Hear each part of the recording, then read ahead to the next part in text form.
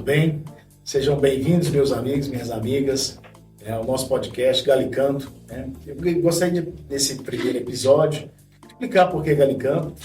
Fiz uma viagem recentemente para Jerusalém, visitei lá a igreja de São Peter, em Galicanto, onde Jesus ficou preso da quinta para sexta-feira, e foi lá que ele disse a Pedro que Pedro iria negá-lo 3 vezes antes do galo cantar. Então, na verdade, o Galicanto seria uma revelação. Eu quero trazer convidados nesses episódios que nós vamos ter no podcast, que contam histórias relacionadas ao direito e histórias engraçadas.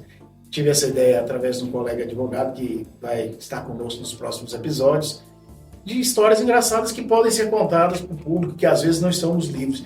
Eu tenho o prazer de, nesse primeiro episódio, trazer meu amigo pessoal, meu irmão, Dr. Habib Temer Elias Merri Badião, o conhecido Badião. Tudo bem, Badião? Tudo bem, Márcio. Para mim é um prazer muito grande estar aqui no Galicanto, revelando alguns pontos interessantes, do dia a dia do nosso povo. E nós tivemos aqui alguns rábulas do direito. Você conheceu o Urbano Bercol, o velho, Sim. Urbano Bercol de Goiás? Sim.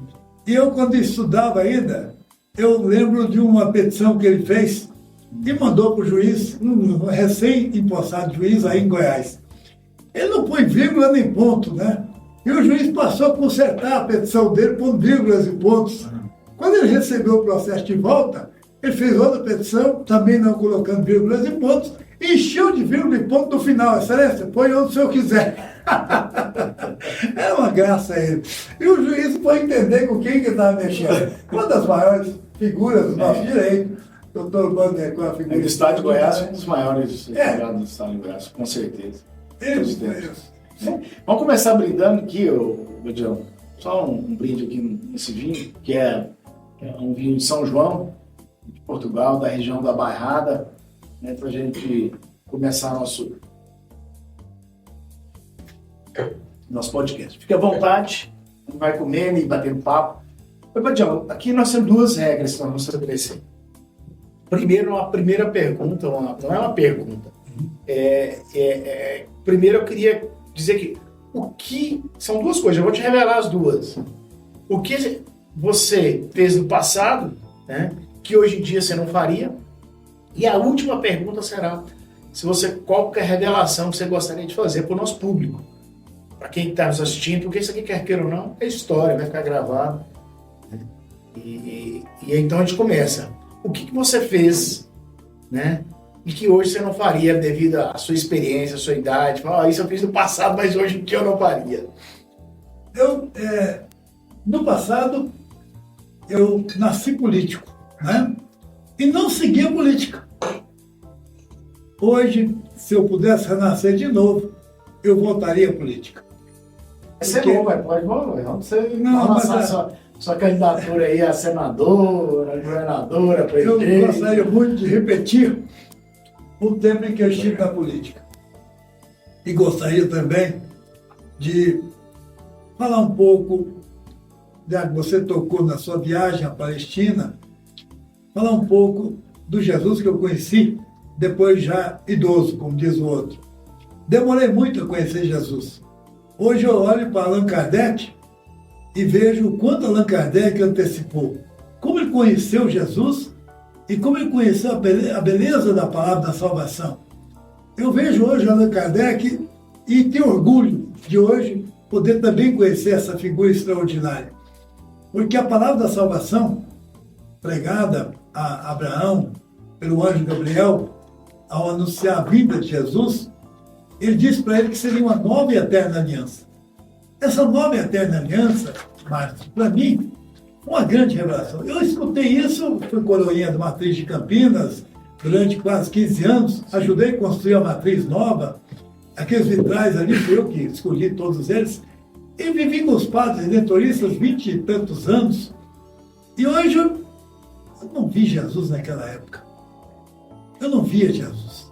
Eu fui ver depois de advogado, depois de arquivar 25 mil e tantos processos, e viver ao lado dos grandes magistrados que eu convivi, que tenho um orgulho muito grande desse nosso tribunal, lembrando o Dr. Fenelon Teodoro dos Reis, lembrando Campos, e esse pessoal todo, não vou nem citar nome, porque eu posso incorrer na falta de um deles. Mas hoje eu estou muito feliz, quando eu descobri que a única forma de você chegar ao reino dos céus é a caridade. Só a caridade resolve te colocar na graça de Deus. E isso Jesus falava lá. Quando Jesus caminhou para a Palestina, os judeus falam que Jesus esteve na Palestina e que lá era Israel. Mentira! Os judeus estavam presos lá na Babilônia, quando Jesus andou na Palestina. E Jesus não era judeu. Jesus era armênio. A mãe dele é armênia, Maria Armênia. E depois ela voltou para Armênia e Éfeso, mas ela morreu. E Jesus voltou com ela também. Porque na Bíblia do ano 600 depois de Cristo, não tem a crucificação de Jesus. Tem lá que ele ressuscitou. Como é um espírito muito elevado, ele ressuscita e vai à casa dos pais. É fantástico isso.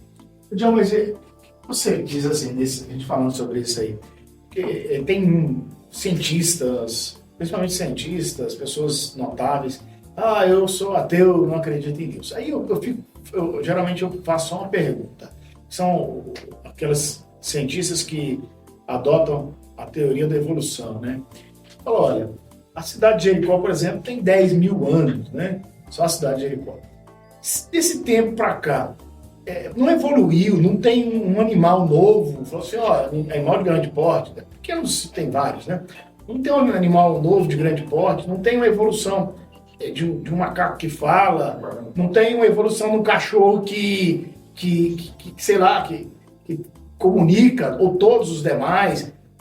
Cadê essa teoria da evolução que parou? Parou há 10 mil anos atrás? Parou há quantos mil anos atrás? Eu sei que o universo e a Terra são muito antigos, mas essa evolução parou? É só o ser humano que evoluiu? E nós não temos um ser humano que evoluiu assim também, não. Nós evoluímos até um certo grau, que até pela teoria da evolução que pregam, hoje em dia a gente tinha que estar respirando debaixo d'água, tinha que estar voando, né? O que você acha desses ateus? Todo ateu, ele é ateu porque ele vive de um sistema positivista da tal prova. Me prova isso.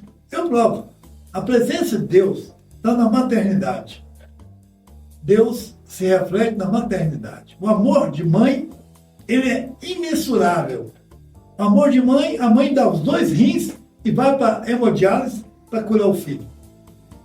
E quando Deus se reflete na relação mãe e filho, nós então devemos imaginar que esse Deus, ele não tem perna, não tem cabeça, ele é todo o conforto das energias que regem o planeta, regem o sistema existente. Então Deus, ele tem uma... Você quer ver a presença de Deus? Quando você pratica o bem, emana o Espírito Santo e você fica na graça de Deus. Todo aquele que pratica o bem, ele se sente bem, porque está contribuindo para a harmonia do universo. O que Deus quer é harmonia.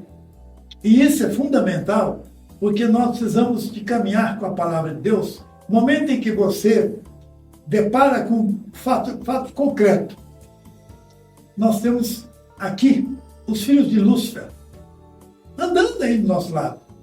Porque Deus expulsou Lúcifer do paraíso, e está na Sagrada Escritura. Se Deus não conviveu com eles, por que nós devemos? Aquele casal que pegou a criança de 12 aninhos, botou na mala e judiou daquela criança. Explica para mim aquele outro que pulou o muro e foi lá de machadinho e matou 4 crianças. Essas pessoas são de Lúcifer. E Jesus disse no livro de Mateus, aquele que molestar minhas criancinhas, seja amarrado ao pé de moinho ao pescoço, arremessado ao fundo do mar. Deus nunca gostou de gente má. Deus fez o mundo para você, o Jales, para nós. Deus fez o mundo para nós. Pessoas boas que amam e praticam o amor. Não fez o mundo para os bandidos. Evadião, eu recebi essa semana um vídeo falando da introdução da física quântica na inteligência artificial. E que nessa abordagem ele diz que a partir de 2023 nós vamos ter uma evolução de 10 anos em 100. Quer dizer, nós vamos ver 10 anos só para ter uma evolução em 100 anos, e diz que em 10 anos nós vamos ter as perspectivas devido à inteligência artificial, cegos que vão voltar a ver, paraplégicos que vão voltar a andar. Qual que é a sua visão com relação a isso? Mais do que justo. Perfeito. Por quê?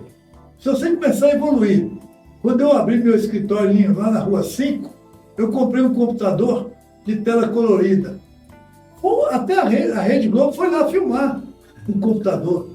Hoje, no celular, você tem centenas de computadores. As pessoas estão falando hoje, aí eu falo, daqui a pouco eu pego meu celular pelo WhatsApp, eu falo no Líbano, eu falo na Tanzânia, eu falo em qualquer lugar do mundo, sem pagar, sem você ter custo. Por quê? Evoluiu muito rápido. Eu lembro quando o doutor Washington Matias era juiz da vara de falência, e um escritório de São Paulo entrou com a petição no computador. A primeira petição no computador que eu vi nos autos. E todo mundo admirou, o doutor Washington Abreu também, olha que beleza, olha que alguém imprimiu. Porque nós tínhamos o que? Lexicon 80, tinha aquela IBM, mas no computador, impressão, a evolução, a máquina de datilografar, que corrigia, aquela que corrigia foi um avanço muito grande. E o França deve estar nos ouvindo também, que estava na reunião, e viu que estava votando ali a primeira vez uma petição. E hoje? Eu tenho colegas que entram com petição de 180 laudas.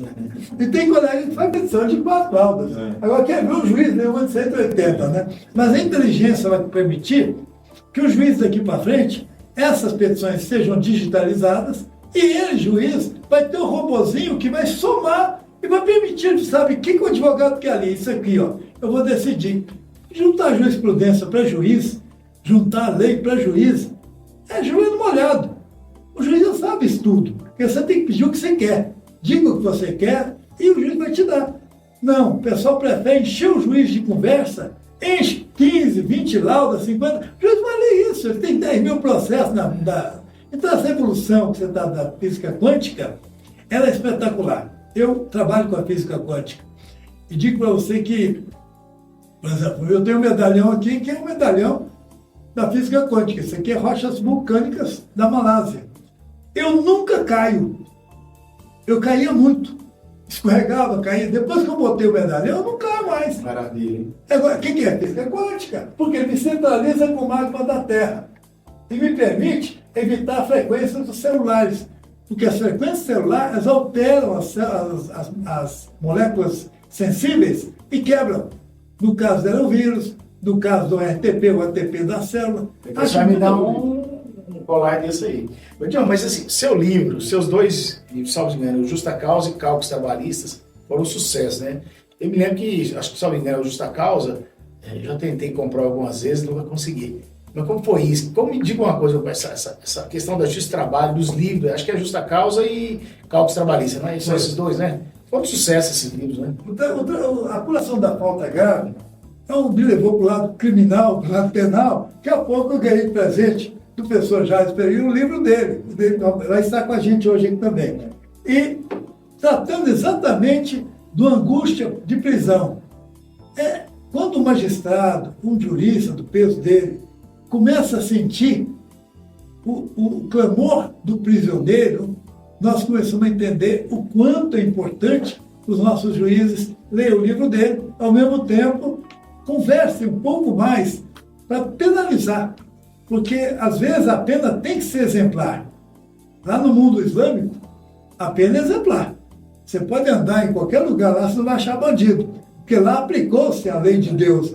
Os Lúcifer de lá vão embora, não ficam vivos. Isso é fundamental, porque nós precisamos de pensar no homem bom. O mundo foi feito para os bons e devemos cultivar isso. O mundo foi feito para os bons. Caro espectador, você também merece viver melhor. E quando você está diante do estuprador, do latrocida, do sequestrador, do traficante, do corrupto, você está ao lado dos filhos de Lúcifer. Essas pessoas, e eu sempre digo isso, bandido bom é bandido enterrado em pé para não ocupar espaço. Eu nunca gostei de bandido. Gosto sim dos homens bons, dos homens maravilhosos, o que cultua a família, cultua Deus, cultua os filhos, cultua a escola, cultua a bondade. Essa rua é nossa, essa praça é nossa, essa cidade é nossa. Isso tudo é coisa boa, tem que ser cultivado. Agora, o contrário. Evadiel, você está falando sobre a questão da cultura árabe, né? Eu me lembro que há uns 3, 4 anos eu estive em Dubai, eu, minha filha, minha esposa, e nós fomos no mercado lá no Sul. E aí, no mercado, minha filha de repente falou, perdi o celular. Nós tínhamos passando 2 barracas assim e tal, e estávamos saindo, perdeu o celular, procurou, não achou, eu voltei na primeira barraca. Olha, perdeu o celular, não deixou que começar a juntar as pessoas, os vendedores ali do mercado, né? E aí juntando ali, cadê? Vamos na outra barraca, voltou, e o pessoal me acompanhando, de repente uns 10, 15 do lado nosso, preocupados aí, um vira de repente para mim, uma afeição séria, falando sério, falou, você não se preocupe, que aqui não rouba, aqui não rouba, seu celular vai ser achado, o celular da sua filha vai ser achado, aqui não rouba. Eu, por quê? Tem câmera? Não. Aqui os bandidos aqui vai pegar na quarta mão, uma 10 quarta mão. Na outra não, aqui não rouba, você pode estar tranquilo. E foi assim uma situação e nós voltamos, e de repente enfiar a mão na bolsa, e eu estava escondido no celular. E nós ficamos naquela situação, o que é que eu faço? 10, 15 pessoas envolvidas ali. Mas assim, a certeza que aquele senhor chegou para mim, você não se preocupe, que aqui não rouba, aqui não tem isso. Assim, me deu uma tranquilidade, vou achar. Aí por isso que eu cheguei e falei, olha, procura direito, que aqui não tem isso não. O Alcorão foi copiado por Maomé da Bíblia do ano 600 depois de Cristo. Ainda, a Idade Média não havia atingido a Bíblia ainda. Porque a Igreja Católica, durante os 1000 anos da Igreja Católica, a Igreja Católica alterou muito a Bíblia, inseriu muitas imagens, muitas figuras que não tinham nos escritos anteriores. E isso daí nos levou a um problema seríssimo, porque Jesus trouxe alegria, Jesus trouxe festa, Jesus trouxe amor. Ao contrário, a Igreja Católica cultivava, por exemplo, você tem aquela a procissão do fogaréu de Goiás Velho. O que a Globo fala? São os soldados romanos procurando Jesus para ser crucificado. Grande mentira. Aquilo lá são os fanáticos católicos que saíam no sábado aleluia, por Cristo, para ver quem pagou indulgência para o bispo ou quem não pagou. Se você não pagou, não está na porta, meu amigo, eles entram, arrastam você para o fogo da depuração sagrada, queimavam vivas as pessoas que não pagavam indulgência. E se você fizesse uma música que não fosse religiosa, você é queimado vivo. Se você fizesse uma poesia não religiosa, queimado vivo. O que é? Isso é Jesus? Não! Jesus trouxe amor, Jesus trouxe alegria, Jesus trouxe festa, Jesus trouxe a fraternidade. Que eu tenho mais lindo que a fraternidade? Eu digo para você, olha, eu não tenho braço, eu preciso comer. Você então pega um pão e põe na minha boca. Que eu tenho mais lindo que isso? Isso aqui é bonito, é de se ficar alegre. Essa igreja, hoje, até os protestantes entraram no mesmo caminho da igreja católica medieval, estão no mesmo caminho hoje. Eles não acordaram para conhecer Cristo, para conhecer Jesus. Jesus é alegria, mas não convive com os filhos de Lúcifer. Esses filhos de Lúcifer estão por aí, estão na penitenciária, tem um monte deles, tem outros que não. Sempre tem 2.000 mandados de captura que não conseguem encher as prisões. Né? Mas assim, lembrando aqui de sua atuação como advogado trabalhista, que foi marcante, né? Eu me lembro, uma certa oportunidade, salvo engano, você me contou uma história, salvo engano, você estava em Brasília, na audiência de justiça do trabalho, e o juiz parece que decretou a prisão do advogado. Foi. Como é que foi essa história, hein? O Pedro Azevedo, vamos dar nome aos bois. O Pedro Azevedo tinha prendido um colega nosso, porque disse que ele afrontou a autoridade dele. E aí ele deu voz de prisão pro colega. Aí desceu alguém lá na terceira vara, eu estava lá, vamos prender um colega nosso lá na sexta vara. Vamos lá. Aí eu levantei para ir, a juíza falou, você não pode sair para assim, eu estou dizendo para a senhora que estou indo, só me aguarde. Fui lá, cheguei lá, o colega está ali, o Pedro Azevedo apontando o nariz do colega. E você vai preso. Cheguei, olhei que tinha 2 policiais já dentro da sala. Aí eu cheguei e falei, prende o juiz. O policial, como é que é? Prende ele, solta o rapaz, solta o advogado. O policial falou, quem é esse que está mandando prender o juiz? E os caras, eu era maluco de pedra, né? Fazer o negócio dele, só um maluco. Aí vamos lá passar do presidente do tribunal, era Oswaldo Neme. Eu estou indo, mas os funcionários da vara correram antes e avisaram para o presidente. O presidente era só um corredor, né? Eu disse, o que é isso aí, você? Ele faltou com respeito ao meu colega, que estava advogando e não se decreta a prisão de quem está advogando. Se ele quer perguntar ou deixar de perguntar, é um problema dele. Eu quero que esse cidadão aqui é o juiz, o senhor só resolve com ele. Eu vou levar meu colega embora. Não, você pode ir embora com seu colega, eu vou resolver. Agora, o grande segredo é que essas passagens são irônicas, né? A gente, na verdade, é momento de emoção, porque tá difícil a vida do advogado, né? Ele vai lá, consegue o cliente, traz para audiência. O magistrado tem que ter habilidade. Isso é entre centenas de magistrados, todos eles são maravilhosos, sabem compreender isso muito bem. Mas o Pedro Azevedo teve problemas em Goiânia, teve também em Brasília, porque na hora de fazer esse concurso de juízes, tem alguma coisa faltando nisso, sabe? Eu acho que talvez falte a palavra de Deus, a palavra da salvação. Tem que ver a sensibilidade do juiz. É muito importante a sensibilidade. Eu acho que nós que militamos na justiça, mais do que nunca, a gente tem que buscar essa qualidade, buscar esses princípios fundamentais da relação humana e lembrar que, do outro lado, você tem que saber se ele é um homem bom ou se ele é um homem de Lúcifer. Se ele for bom, protejam. Mas se ele for de Lúcifer, castigue-o. Porque Deus mandou, porque Deus não ficou nem com ele lá, mandou para cá. Eu até vou perguntar para Deus um dia por que ele mandou esses trem aqui para a Terra, porque podia muito bem a gente viver sem isso, né? Como é que o cara estupra uma criança de 4 anos? Como é que o cara judia de um homem de idade, sequestra, enfia no buraco, não dá direito a um banheiro, não dá direito para tomar banho, fica ali jogando comida que mistura com as fezes dele, para tomar dinheiro do coitado, obrigá-lo a pagar um sequestro. É isso que o espectador também, assim como eu, está estranhando. A gente foi criado em casa, nossos pais nos ensinaram amor, só carinho. Já pensei em embate com um mundo desse, são malucos. Mas também, além das suas histórias de justiça do trabalho, depois você passou a fazer um pouco mais de pesquisa e estudo sobre o direito financeiro. E às vezes tem algumas polêmicas que quando você mostra o que é o Brasil hoje, o que paga de juros, a sua visão com relação ao direito financeiro, ao mercado financeiro, o que hoje nós nos tornamos, né? Você falava daqui a pouco tempo aqui sobre a questão da independência do Banco Central. O que é que você vê que está errado hoje no mercado financeiro? O que é o ponto crucial para o país, para o Brasil? O que precisa mudar para o país se libertar disso? Começa pela educação. A educação que nós temos, ela não educa, ela adestra. Quando você tira do aluno, do educando, filosofia, sociologia, prendas domésticas, música, até religião. É importante falar das escolas. É importante você ensinar a menina e o menino a questão financeira. Olha, você não pode gastar mais do que você ganha. Você pergunta para o seu pai quanto que ele ganha, quanto que você pode gastar. Conclusão. Tudo isso veio da reforma Rivadavia Corrêa. Em 1889, proclamamos a República. Saímos do colo da Inglaterra para cair no colo do americano.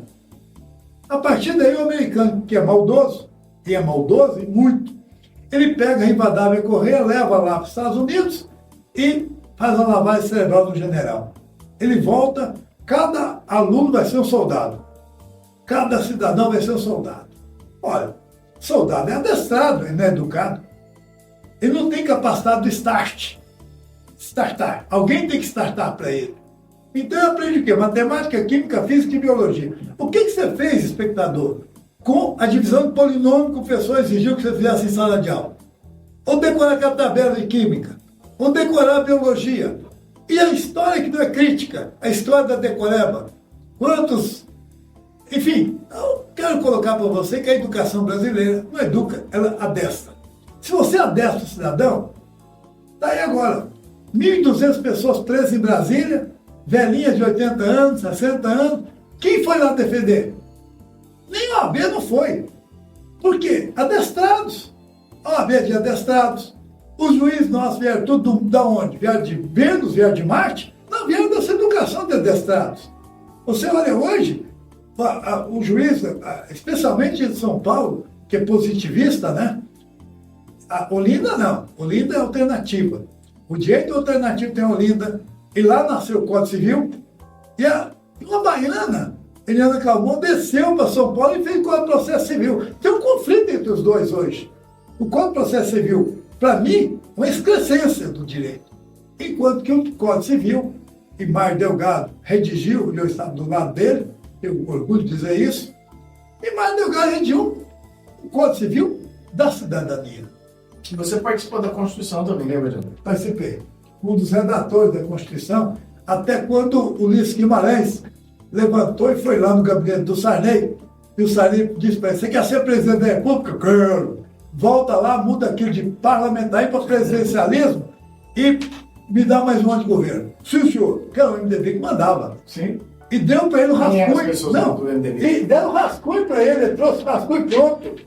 Não fomos nós que redigimos. E a Constituição brasileira veio, alguém mandou, já tinha 5.000 volumes do livrinho verde e amarelo, e ele: vou proclamar a Constituição. Mentira, aquilo lá tem pronto de fora. O Brasil anda com a Constituinte, caro leitor, caro ouvinte, que não é nossa. É mais uma denúncia que eu faço e desafio os constituintes para vir conversar comigo. As mudanças foram radicais e nós estávamos com a Constituição parlamentarista. O Brasil precisa do parlamentarismo. O Brasil precisa do voto distrital. O político tem que ter vergonha na cara. Quando ele prometeu alguma coisa no distrito dele, ele voltar e descumpriu. Não. Quem deu voto para a maioria desses deputados, você não sabe nem o nome deles hoje. Não sabemos nem quem são senadores, deputados. Você fica encabulado. Ele tem voto. O Tiririca, em São Paulo, tem voto em São Paulo inteiro. Ele tem compromisso com quem? Com ninguém. Ele tem que ter, o político tem que ter compromisso com o distrito dele, porque o voto distrital é importantíssimo. Ele vai lá e diz: olha, eu vou trazer uma creche, eu vou trazer uma escola técnica, eu vou reformar. Ele tem que voltar e obedecer. Aquilo que ele prometeu na campanha, não. Hoje ele ganha voto todo canto, tem compromisso com ninguém, ainda mais essa urna eletrônica que é falsificada, vagabunda, que está aí até hoje, e o presidente já comandou um trabalho contra ela, mas mesmo assim a urna eletrônica está aí, elegendo um bando de gente, você não sabe nem como. Mas voltando para o direito financeiro, o BRICS hoje é comandado pela Dilma, né?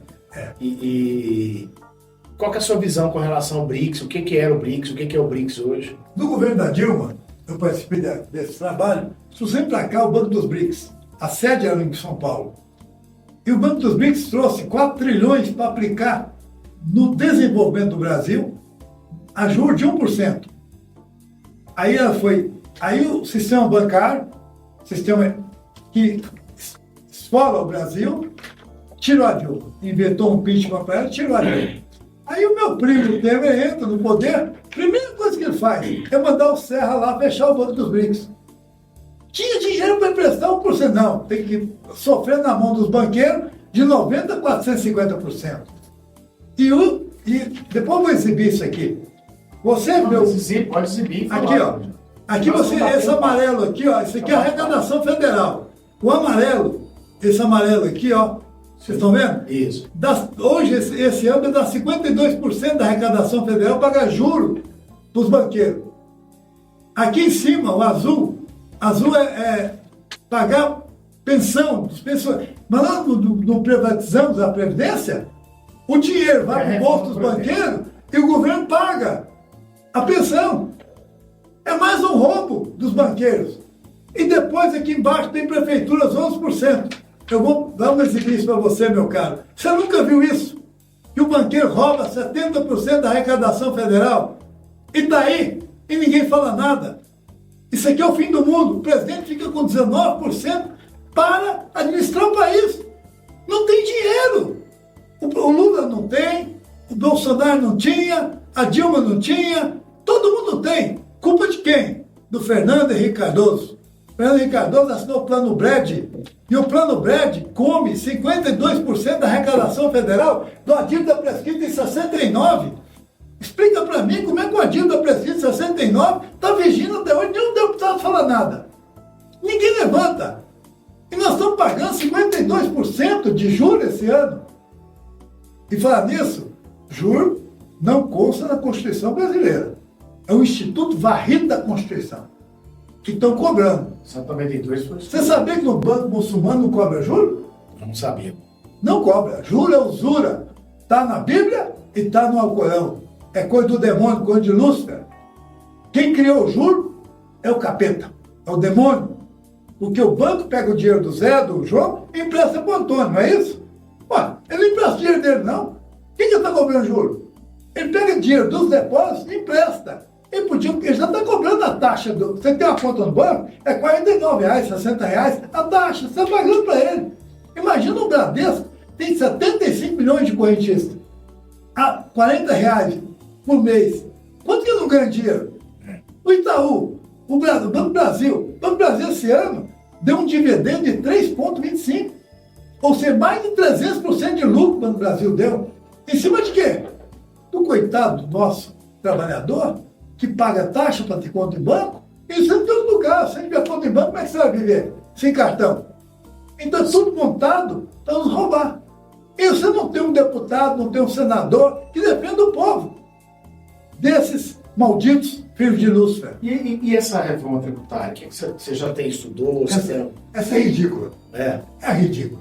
Você faz uma reforma, quando nós terminamos a Constituinte, em 88, apareceu essa história dos 2 impostos. Sim. Naquela época, em 88. Mas de lá para cá foi feito o Plano Brad. A partir do Plano Brad, em 94, que o Fernando Henrique Cardoso fez, o Fernando Henrique Cardoso é um bandido. Ele tinha que estar preso. Tinha que estar preso. Porque ele buscou a dívida prescrita em 69 e assinou o Plano Brad. Ele renovou a dívida prescrita em 69. Aí nós passamos a pagar juro da dívida pública. Aí veio depois o governo do Lula, com o Meirelles, que é outro bruxo, pegou a dívida externa, transformou em dívida interna, e nós passamos a pagar juro muito maior da Selic, chegou a ter 30% da Selic, hoje é 13,75%. O Lula está pedindo para baixar, e o presidente do Banco Central tem autonomia, que o Guedes deu para ele. Ele olha para a cara do presidente, que você não manda, presidente, quem manda aqui sou eu. E não baixa o juro. Ele fala, o juro é para diminuir a inflação. Ô mentiroso! O presidente do Banco Central, mentiroso, baixa a inflação, sabe como? Quando você produz muito boné, o boné cai de preço. Você produz muita camisa, a camisa cai de preço. Você tem que produzir para baixar a inflação. Tem que trazer muita laranja para baixar o preço da laranja. Não é com juro, não. Juro porque você está roubando o povo. E o presidente Fernando Henrique Cardoso é autor disso, e o Lula hoje está com problema. Ele está querendo baixar. Não falou, tem que baixar. O presidente sabe onde é que está doendo o sapato dele. Ele está vendo o povo azuniado. Não tem como você manter. Só para você ter noção, aquele plano de aceleramento do crescimento, PAC, que a Dilma lançou aquela época, você lembra? Tinha um artigo 42 lá, diz o seguinte, se você tentar pagar o IPI e não lograr êxito, multa 450%. É o plano de aceleramento do crescimento. Agora, o Bolsonaro quis dar R$600 para os pobres. Aí os banqueiros puseram a cláusula. Se o pobre antecipar 5 parcelas, pode cobrar juros de 3,8 dele. 3,8 ao mês. Meu irmão, lá na Europa, na China, se você cobrar mais de 2% de juros ao ano, você é preso. No mundo muçulmano não cobra juros. Ele juro coisa do demônio, do capeta. Ninguém cobra lá. Agora, aqui no Brasil, de 90%, o STJ produz, diz que pode cobrar até 90%. O STJ apoiou isso. E o imbecil do juiz que fez isso, não leu lá que o artigo 192 da Constituição foi revogado. Totalmente. Não tem a figura do juro mais na Constituição. Se não tem, e tem lá no Código Civil, acordo entre as partes, mas por que não trouxe isso para a Constituição? Se não está na Constituição, está revogado também o Código Civil. Está revogado qualquer contrato de imobiliário, qualquer contrato de banco que tenha juro. E os juízes têm que começar a criar vergonha na cara, eles ir lá para a Constituição, ler a Constituição, para começar a julgar. Porque quem está sofrendo com isso são nós, os trabalhadores. É o povo que está sofrendo com isso. Nós não estamos quanto pagar tanto juro? 90% ao ano? o cartão de crédito dá 450%. É absurdo, né? Não existe. Doutor Márcio. Mas me diga uma coisa. Hoje você, na verdade, é libanês, né? Você é libanês, mudou-se para o Brasil, você tinha 2 anos, né, Badião? Não, 7 meses de idade. 7 meses de idade. Cheguei em Porto de Santos em 1952, 2 de agosto. E de lá para cá... Eu acho que é brasileiro... Você já é brasileiro, Nato? Não, eu me naturalizei. Naturalizou, né? Brasileiro. Tenho um título de cidadão goiano, tenho um título de cidadão goianiense. E digo para você do fundo do coração, meus filhos são brasileiros, minha esposa é brasileira. Eu amo o Brasil e por essa pátria eu dou minha vida. E daqui eu nunca saí para... Meu patrimônio está todo aqui, em Goiânia, Goiás. E amo o Brasil. E digo para você, canto o hino nacional. Um dia eu desafiei uma lâmpada para cantar o hino nacional. Eu olhei para a cara dele e falei assim, serve aos americanos, só não serve o seu país. Canta o hino nacional que eu te acompanho, ou só eu canto seu campanha. Ele falou, não dou conta, então ficamos por isso mesmo. Por quê? Ele canta o hino americano, ele canta o hino dos exploradores do nosso país. Em 89, nós saímos do colo dos ingleses para cair no colo dos americanos. Você lembra dos acordos de 1810, onde a Inglaterra, para vender no Brasil, pagava 6%, e o governo e os portugueses, para vender no Brasil, pagavam 8%, e nós éramos colônia portuguesa? Tem um acordo, tem uma decisão da Suprema Corte da Inglaterra, interessantíssimo. Em 1827, não entra produto brasileiro na Inglaterra. Você vai, vamos nós dois a Londres, eu vou no supermercado que você tem produto argentino, colombiano, tem tudo, não tem brasileiro. Sabia disso? Eu não sabia. Não importa, a Inglaterra não importa produto brasileiro. Por resolução da Corte Suprema, a Suprema Corte Inglesa. Contra o Brasil, e sabe quantos funcionários tem embaixada brasileira lá em Londres? 1.800. E o que é isso? Não, lá dentro só tem 200. O resto está na Paulista, de vermelho, tudo petista. Tudo petista. A Dan recebe pela embaixada de Londres. Aqui onde o Zilaia ficou preso, é uma casa com 4 quartos. Lembra, em Honduras? Sim. Tem 480 funcionários do Ministério das Relações Exteriores. Não tem 30 lá. E essa Está tudo na Paulista de vermelho e foi depois que o Lula ficou preso, ficaram naquela praça e o Banco do Brasil teve que abrir 40 caixas eletrônicas para tirar dinheiro, que é o salário daquele povo. E ninguém mexe no Ministério das Relações Exteriores. A Mulher montou lá uma máfia. Aí o Serra foi lá para fechar esse negócio, né? Aí deram a água para ele beber, parou no hospital de coma, nunca mais voltou lá. Mas você, hoje tem um debate muito interessante, eu acho que a sociedade precisa desse debate, que é com relação à questão do porte de armas. Qual que é a sua visão com relação a isso? Simples. Os japoneses atacaram Pearl Harbor, o porto oeste dos Estados Unidos. Sim. Mas não entraram. Sabe por quê? Porque dentro da casa de cada americano tem 3 a 4 armas carregadas. O japonês é bobo. Então não vai entrar não, vai embora. Aqui agora, desarma o homem de bem para armar quem? O homem do mal. A arma, ela tem que ser, no momento atual, sim, vou explicar para você. Enquanto nós não conseguimos debelar o tráfico de drogas, a escola militar é importante. A arma na casa do pai de família é importante. Porque o pai de família tem que defender a família dele. E não adianta criar leis naturais, leis do homem, é a lei natural, está acima da lei do homem. E quando o pai de família é agredido na casa dele, tem direito de matar. Tem, porque a família dele tem que defender a família. Tem um filme que Ataque ao Hotel Taj, né? Com certeza está na Netflix.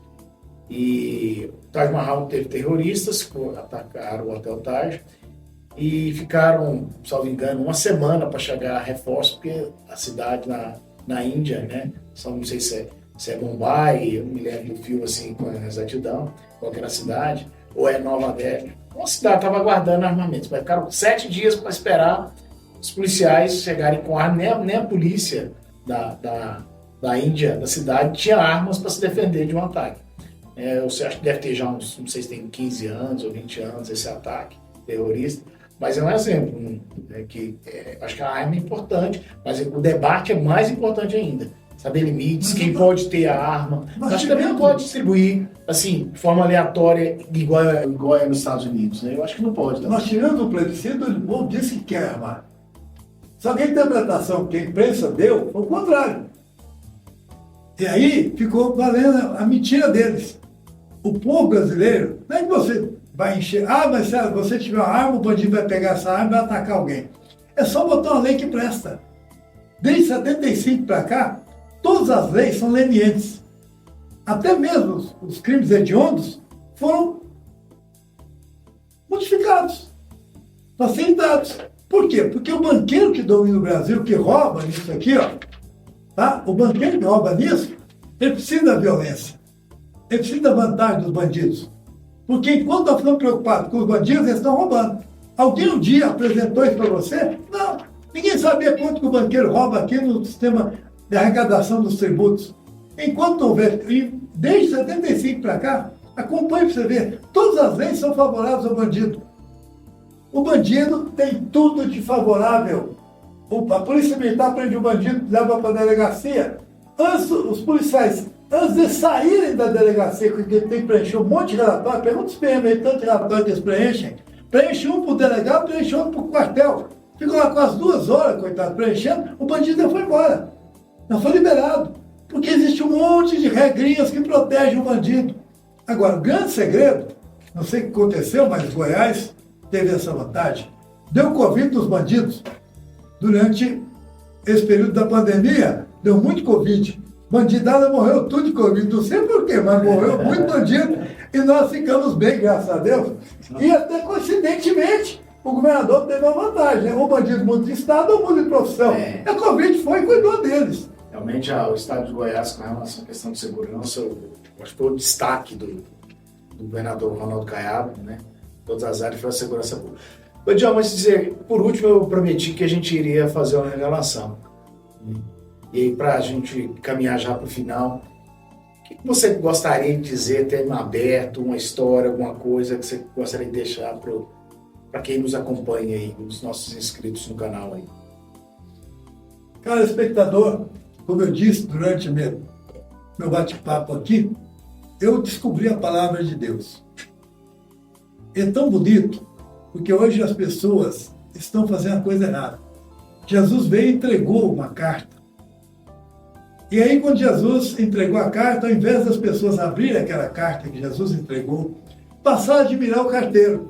Nossa, que bicicleta bonita o carteiro tem, que uniforme bonito, uniforme amarelo, puxa, que carteiro maravilhoso, olha esse carteiro, como ele anda na bicicleta, eu acho bonito. Abre a carta, vai ler, não, a carta espera um pouquinho, mas que carteiro maravilhoso, aí eu adoro esse carteiro. Aí na Ave Maria está assim, Ave Maria, Santa Maria, Mãe de Deus. Santa Maria nunca foi mãe de Deus, é mãe de Jesus. Para que idolatrar Jesus? Você não quer ser idolatrado, ele é um homem simples, humilde, porque a palavra da salvação torna você humilde na fé. Você tem fé para desapegar das coisas materiais, para você ter vontade.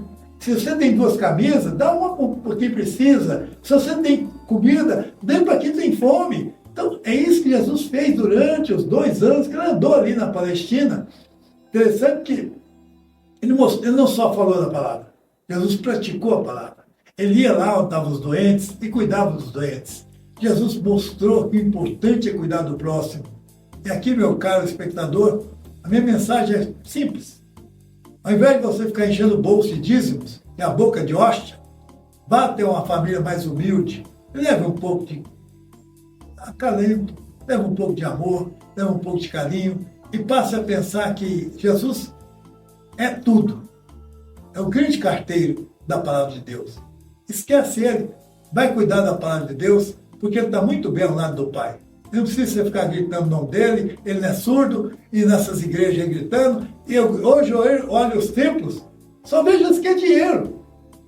Então, também, esses templos que estão aí hoje são de Lúcifer, não são da vontade de Deus. Então, vá até a família mais humilde que você conhece e dê um pouquinho do amor para que você possa estar na graça de Deus e garantir a sua salvação. Eu queria, Badião, que você levasse um abraço meu para os seus filhos, né? Obrigado. Meus colegas, né? o Elias, o Felipe, né? E o Tamer. E deixar também um abraço das minhas meninas, da Laura e da Mariane para você. Né? Você sabe muito bem que elas sempre te adoraram, né? E acreditam. E teve em você sempre um ponto de observação, uma pessoa que realmente pratica o bem, que é o bem para as pessoas. Me lembro bem das vezes que às vezes foi na chácara lá com os dogs, ela adorava aqueles... Qual que é o nome daquele cachorro? É o dog alemão? Tinha um bom, dog alemão. Aqueles grandão, parecia um bezerro. Lindos, maravilhosos. No meio da Áustria, tem 300 cachorros daquele. Quando ele sai pra rua, o policial que tira o cachorro do canil, ele respeita o policial. E vão andando. E ai de quem mude o comportamento em relação ao rei da Áustria. Porque aí volta a dizer, o cachorro é um amigo do homem, né? Você tranca o cachorro num porta-mala do seu carro, volta meia hora depois, você abre, está mandando um rabo para você, do mesmo jeito, não brinca com você, te morde. Espetacular, né? Embora o tamanho de dedo, né, de todo mundo, mas é espetacular. Mas assim, os nossos colegas advogados de Goiás e do Brasil que acompanham, sabem do seu carisma, né? Do tamanho do seu coração que você tem pelo Brasil, pelas coisas boas que podem acontecer, as suas lamentações com relação aos políticos, infelizmente, que deixam a desejar, todos nós sabemos. E fica aqui um grande abraço meu. Para mim foi uma honra tê-lo comigo aqui nesse podcast do Galicanto inaugural. Fica aqui meu abraço fraternal. Espero poder a gente pensar em fazer outros. Vamos fazer outros. Você sempre será um convidado, pauta aberta. E eu queria deixar um convite aqui para os demais colegas. Quem quiser vir falar alguma coisa, nos procure. Tá? E venha fazer parte do nosso canal, venha trazer coisas importantes para os nossos inscritos, para quem hoje tem acesso à internet, quem pode assistir esses podcasts. Tá? Muito obrigado, até a próxima vez, foi uma honra estar com todos vocês. E antes de encerrar, Badião, eu queria deixar aqui, né, dizer que nós estamos aqui na Studio A, que é nosso estúdio, né, pessoal da Studio A, com o Igor, com o Davi, que são filhos do Dr. Roberto Godinho, que é do nosso, também é o pai, né, é do Dr. Roberto Serra, nosso conselheiro federal da OAB, que é meu amigo, meu irmão. E aqui onde nós estamos era um antigo escritório do Dr. Roberto Godinho. Você já deve ter vindo aqui alguma vez, não, né? Ele é meu advogado. Roberto Serra é meu advogado. Então o advogado contratou outro advogado, você imagina... Uma indicação minha, inclusive. Claro. Nós, posso dizer para você, do fundo do coração, Dr. Roberto Godinho Maia, você mora no meu coração, você tem 4 filhos maravilhosos, você criou uma família maravilhosa e aqui nós estamos numa produção da Way fantástica, porque eu nunca vi tanta tecnologia num lugar só. É só espetacular, merece todo o carinho. Você vai trazer mais convidados? Daqui a pouco o Dr. Jair Felipe vai estar com a gente também. Eu acho que você está trazendo para a luz para o sistema judiciário, assim como nós criamos a Consulex. Quando criamos a Consulex, você participou também da criação da Consulex, você lembra que a gente começou a botar o direito na revista. Aí surgiu a TV Senado, depois veio a TV Justiça, enfim, passamos a tornar mais claro o judiciário para que as pessoas possam aprender um pouco mais com os nossos magistrados. Queria só encerrando, lembrar aqui do saudoso Leão Fresda, Esclarones, né?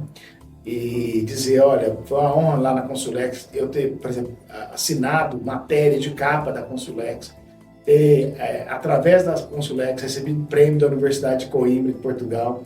Então, assim, uma pena, né? A Consulex, a gente não está com a gente até hoje, né? E, assim, a história que a Consulex deixou, um legado que ela deixou, acho que mais de 20 ou 30 anos, né? Eu fiquei 29 anos na diretoria editorial. Era uma coisa espetacular. Hoje nós temos bons sites que substituíram, hoje é tudo eletrônico, né, Badião? Mas a Consulex realmente deixou saudade, né? É verdade. Como que era o nome do presidente da Consulex? Luiz Fernando Zacharevski. Zacharevski. Luiz Fernando, inclusive, saudoso, Luiz Fernando Zacharevski. Nós tivemos junto, inclusive, no ano do sepultamento dele, né? Foi lá na cidade de Valparaíso. Os congressos que ele fazia em Recife, o Congresso Mundial de Direito, trazia para cá os... Por isso você foi até Coimbra, porque a Consulex tinha uma fraternidade muito grande com a Faculdade de Direito de Coimbra, e o pessoal lá é maravilhoso, né? Interessante que minha viagem a Porto, eu recebi um jantar movido pelos professores de Coimbra, que souberam que eu estava lá, e um colega Zé Gomes levantou e disse assim, olha, o senhor gostou dos azulejos de Coimbra, aqui de Porto? Eu falei, gostei, muito bonito os azulejos. Ele falou assim, isso é da família Macedo. Eu falei, como assim? Criação da família Macedo. Eu falei, o senhor está querendo me roubar? Eu, como Felício, roubar de mim a autoria? Se o senhor for nas pirâmides de Queópolis e Querinos, o senhor vai ver lá nas pirâmides revestimento do azulejo igualzinho a esse aqui de Porto. Nós, Felício, vendemos para os egípcios. Ele ficou assim, o colega falou, o senhor tinha que tirar isso do seu livro. Mas não, eu sou um Felício e tenho orgulho do meu povo, que criou o ABC, nós hoje usamos, criou também os números, não é arábicos, eles são fenícios, nós achamos a prova contrária, e os fenícios estiveram aqui, ensinaram nossos ameríndios a falar tupi-guarani, porque é uma língua com sílabas fonéticas, que é originário lá do siríaco e do aramaico, dos quais os fenícios são os doutores. É isso que eu queria deixar para os nossos espectadores. Tem muita coisa para vir aqui, no Galicanto, e a gente vai começar a colocar. Valeu, gente. Obrigado. Um prazer. Se inscreva no canal e nos acompanhe nos demais episódios aí. Valeu.